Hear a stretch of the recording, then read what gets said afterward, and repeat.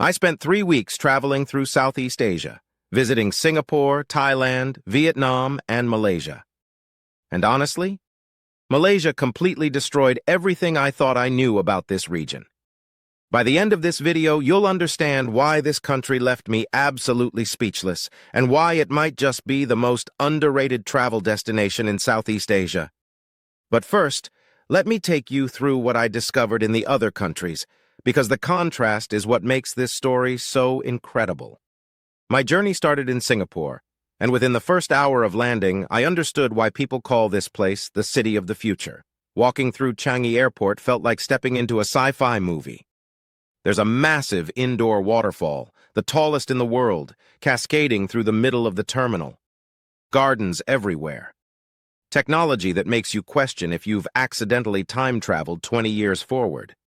But here's what nobody tells you about Singapore, and this became critically important later in my journey. Everything is expensive, but everything also works perfectly. The metro trains arrive exactly on time, down to the second. The streets are spotless. You can drink water straight from the tap without a second thought. Crime is so low that you could probably leave your phone on a table and come back an hour later to find it untouched. The food scene blew my mind. I discovered hawker centers, which are basically massive food courts where you can get incredible local dishes for $3.35. I tried Hainanese chicken rice, laksa, char kway teow, and satay that made me reconsider everything I thought I knew about street food. But even at hawker centers, I was spending $15.20 per meal when you factor in drinks and sides. Here's the educational part. Singapore is expensive because it imports almost everything. The country has virtually no natural resources and limited space. What it does have is strategic location, incredible infrastructure, and strict governance.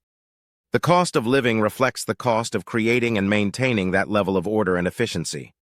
After 5 days in Singapore, I had spent nearly $800 just on accommodation and food. That's without doing any major tours or activities. I was starting to wonder if Southeast Asia travel was always going to be this expensive. Little did I know what was coming. Landing in Bangkok felt like entering a completely different dimension. Where Singapore was ordered and pristine, Bangkok was chaotic, loud, colorful, and absolutely alive with energy. The heat hit me like a wall when I stepped out of the airport, and the traffic was unlike anything I'd ever experienced. Thailand is the most visited country in Southeast Asia, receiving nearly 40 million tourists annually before the pandemic. The temples are magnificent. The beaches are stunning. The people are genuinely warm and welcoming, living up to the Land of Smiles nickname. I spent 3 days in Bangkok exploring the Grand Palace, taking long-tail boat rides through the canals, and eating street food that cost less than $2 per meal. Then I headed north to Chiang Mai, where I took a cooking class, visited elephant sanctuaries, and explored ancient temples in the mountains. After that, I flew south to Phuket and Krabi for the beach experience everyone raves about. The contrast with Singapore was stark. In Thailand, I could get a decent hotel room for $25.35 per night. Meals rarely cost more than $5. A professional Thai massage was $8 for an hour. The value for money was incredible, but something was nagging at me. As beautiful as Thailand was, as friendly as the people were, everything felt engineered for tourists. In Bangkok, I found myself in areas where every other business was a tour agency, a massage parlor, or a restaurant with pictures on the menu. Don't get me wrong, this makes traveling incredibly easy. But it also felt like I was experiencing a curated version of Thai culture, packaged specifically for foreign consumption. Here's what I learned about Thailand that nobody talks about. It's brilliant at tourism because it's been doing it for decades. The infrastructure for travelers is exceptional, but that same infrastructure can make authentic cultural experiences harder to find. You're not discovering Thailand, you're experiencing the version of Thailand that has been refined and polished for maximum tourist appeal. After 8 days in Thailand, I had spent about $450 total. The country had delivered everything I expected: beautiful temples, amazing food, stunning beaches, and friendly people. But I couldn't shake the feeling that I was traveling through a theme park version of Southeast Asia. I was ready for something different. Vietnam hit differently from the moment I arrived in Hanoi. Where Thailand felt polished and tourist-ready, Vietnam felt raw, authentic, and rapidly transforming before your eyes. This is a country in the middle of an incredible economic boom, and you can feel the energy everywhere. Crossing the street in Hanoi became my daily adventure. Imagine thousands of motorbikes flowing through intersections like schools of fish, somehow avoiding collisions through what seems like telepathy. The first time I had to cross a major street, I stood frozen at the edge for 5 minutes before a local grandmother grabbed my hand and walked me across, laughing at my terror. But here's what fascinated me most about Vietnam: the food culture. In Thailand, I ate well. In Vietnam, I became obsessed. Pho for breakfast, banh mi from street carts for lunch, bun cha for dinner. Every region has its own specialties, its own interpretation of classic dishes.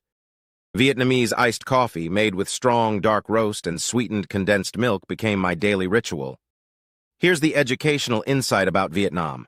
This is what economic transformation looks like in real time. Vietnam has one of the fastest growing economies in Asia. The average age is incredibly young, around 32 years old. The literacy rate is over 95%. The country is manufacturing everything from Samsung phones to Nike shoes. When you're there, you can feel a nation on the rise. After 10 days in Vietnam, I had spent roughly $500, had eaten some of the best food of my life, witnessed incredible natural beauty, and gotten a glimpse of a country actively building its future. I thought I understood Southeast Asia now. I thought I had seen the variety this region could offer. I had no idea what was waiting for me in Malaysia. I flew into Kuala Lumpur on a Tuesday afternoon, and I'll be honest, my expectations were low. Malaysia wasn't even originally on my itinerary. I added it almost as an afterthought because I had extra time and a cheap flight popped up. Everyone told me to focus on Singapore, Thailand, and Vietnam. Malaysia was the country people mentioned briefly and then moved on from. That was my first mistake. Within 48 hours in Malaysia, everything I thought I understood about Southeast Asia got flipped upside down. And by the end of my week there, I was already planning my return trip. Let me explain why Malaysia shocked me and why I think it might be the most underrated country I've ever visited. The first thing that struck me about Kuala Lumpur was the diversity. Not the performative, tourist-friendly diversity you see in brochures, but genuine, functional, everyday multiculturalism. Malaysia is roughly 60% Malay Muslim, 20% Chinese, 7% Indian, with indigenous groups and other minorities making up the rest. But here's what makes Malaysia different from anywhere else I've been. These communities haven't just coexisted, they've interwoven. I could walk through different neighborhoods in KL and experience completely different cultural atmospheres within minutes. In the morning, I'd have roti canai and teh tarik at an Indian Muslim mamak stall. For lunch, I'd eat Hainanese chicken rice at a Chinese kopitiam. In the evening, I'd have nasi lemak from a Malay warung. And the wild part? Malaysian locals do the same thing. This isn't multicultural tourism. This is daily life. I met a Malaysian named Amir at a coffee shop, and he explained something that changed my perspective. In Malaysia, we have 3 major cultures, and instead of choosing one, we just adopted all 3. We celebrate Chinese New Year, Hari Raya, Deepavali, Christmas. We speak multiple languages. We eat each other's food. It's not perfect, but it's real. This stands in sharp contrast to Singapore, which is also multicultural, but feels more managed, more curated. Thailand and Vietnam are largely homogeneous. Malaysia's diversity feels organic, sometimes messy, but incredibly authentic. I need to spend extra time on this because Malaysian food might be the best-kept secret in Asian cuisine. After eating my way through Singapore, Thailand, and Vietnam, I thought I had experienced the pinnacle of Southeast Asian food. I was wrong. Malaysian cuisine is what happens when Malay, Chinese, Indian, Indonesian, and even Portuguese influences collide over hundreds of years. It's fusion food, but not the trendy kind you find in Western restaurants. This is fusion that evolved naturally through centuries of trade, migration, and cultural exchange. Let me give you examples. Nasi lemak, coconut rice with sambal, anchovies, peanuts, egg, and cucumber. Simple ingredients, but the complexity of flavors is extraordinary. Then there's rendang, which is often voted one of the world's most delicious foods. It's a slow-cooked dry curry, traditionally beef, where the meat becomes incredibly tender and the spices create layers of flavor that unfold as you eat. The quality-to-price ratio was insane. I ate at Michelin-recommended street stalls where incredible meals cost $2.23. I also ate at high-end restaurants where $30 got me dining experiences that would cost $100 plus in Singapore or any Western country. Here's the educational piece. Malaysian food doesn't get the recognition it deserves internationally because Malaysia hasn't marketed itself the way Thailand has. There aren't Malaysian restaurants on every corner worldwide. But ask any chef or serious food traveler about the best food in Southeast Asia, and Malaysia comes up again and again. This is where Malaysia really shocked me. Remember how I said everything in Singapore works perfectly but costs a fortune? Malaysia gave me about 80% of Singapore's infrastructure quality at about 30% of the cost. The KL metro system is modern, efficient, clean, and cheap. A ride costs less than $1. The trains are air-conditioned and run on time. The highways are excellent. The airports are world-class. KLIA has won awards for being one of the best in Asia. This level of infrastructure exists because Malaysia had an oil boom and used those resources to build up the country. Unlike some oil-rich nations that squandered their wealth, Malaysia invested in education, infrastructure, and development. Before arriving, I knew Malaysia had some nature, but I didn't realize the country is a biodiversity hotspot. Malaysia contains some of the world's oldest rainforests, older than the Amazon. The Highlands, a mountain region a few hours from KL, felt like stepping into a different climate zone entirely. Tea plantations, strawberry farms, cool temperatures. Then there are the islands. The Perhentian Islands off the east coast have some of the clearest water I've ever seen, with sea turtles, sharks, and coral reefs that rivaled anything I'd seen in Thailand, but with a fraction of the tourists. Here's where we get into the really interesting educational content. Why can Malaysia offer so much at such reasonable prices? Why does it have infrastructure rivaling Singapore but costs more like Thailand? The answer is natural resources and strategic development. Malaysia has oil, palm oil, rubber, timber, and minerals. Those resources have funded development without requiring the country to price everything for maximum tourist extraction. Malaysia also has a different economic model than its neighbors. It's not as dependent on tourism as Thailand. Tourism is important, but it's not the primary economic driver. This means Malaysia doesn't need to constantly optimize for tourist dollars. Prices remain reasonable for locals, and tourists benefit from those local prices. Remember how I said Thailand felt like a theme park version of Southeast Asia? Malaysia was the opposite. I often felt like I was one of the only tourists around, even in cities. In Penang, a UNESCO World Heritage Site with incredible street art and colonial architecture, I could walk for hours seeing maybe a handful of Western tourists. Locals went about their daily lives.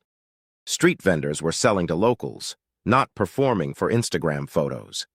Even in KL, outside of the obvious tourist spots like the Petronas Towers, the city felt like it belonged to locals first and tourists second. When I asked for directions, people were surprised to see a tourist in their neighborhood, and they'd often walk me part of the way to make sure I found my destination. Let's talk numbers because this is where Malaysia truly shocked me. In 1 week in Malaysia, I spent approximately $380 total. That included 6 nights in decent accommodation, all meals, transportation including a rental car for 2 days, entry fees to tourist sites, and shopping for local products. Compare that to Singapore, where I spent $800 in 5 days, or even Thailand, where I spent $450 in 8 days. Malaysia offered better overall value than anywhere else I'd visited, while maintaining higher infrastructure quality than Thailand or Vietnam. On my last night in Kuala Lumpur, I sat at a rooftop bar overlooking the Petronas Towers, and I had a realization.